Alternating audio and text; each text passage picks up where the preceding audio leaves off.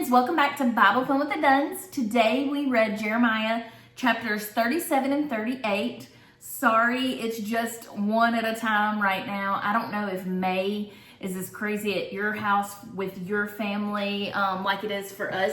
May, we call it our other December. In fact, I have seen on Instagram, they call it Maycember.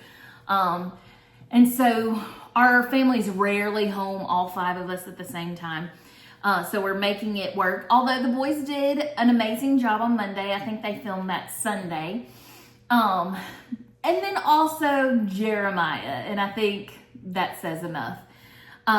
So today in chapters 37 and 38, again, a lot of repetition. The same story, same battle is going on with Judah versus Babylon. And, but we get a little bit more information.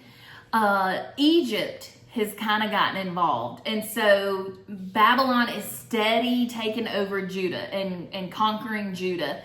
But Egypt gets involved for a little bit and Babylon gets scared. It's like they're looking back at the big brother who comes to defend Judah.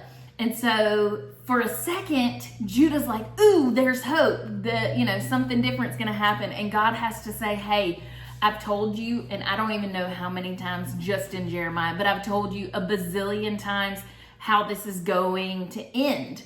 If you want to live, if you want to succeed, you must surrender to the Babylonians, and otherwise you're not going to survive. And that's because they are going to go into exile. In fact, the ones who are going to be the remnant will be the ones who are exiled. And then also in 37 and 38, the fire gets turned up for Jeremiah. He gets thrown into jail because when Jerusalem kind of pulls out of the war, he starts leaving and they try to blame him for deserting them. He's saying they're really just looking for a reason to shut him up and to put him in jail. And so he's in jail. But what I think is so interesting is Judah's king Zedekiah, secretly goes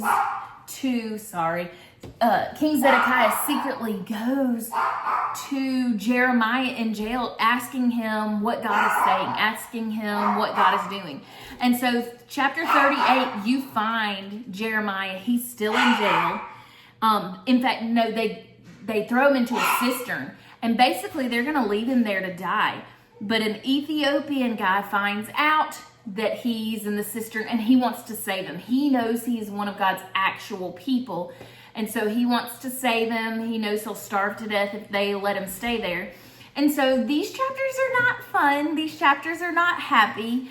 But I'm sure we're going to get another chapter coming up with the remnant and the hope and the restoration that they can look forward to 70 plus years from now. But in today's chapters, it's just a really good example of the Bible tells us the truth. It doesn't sugarcoat anything. It doesn't say, follow God, do what he says, and everything's easy peasy. Your life's going to be super blessed at all times, and there's not going to be hardship or trial. Jeremiah's literally doing the very things that God is calling him to, and those are the things that are getting him thrown in jail, thrown into a cistern to die.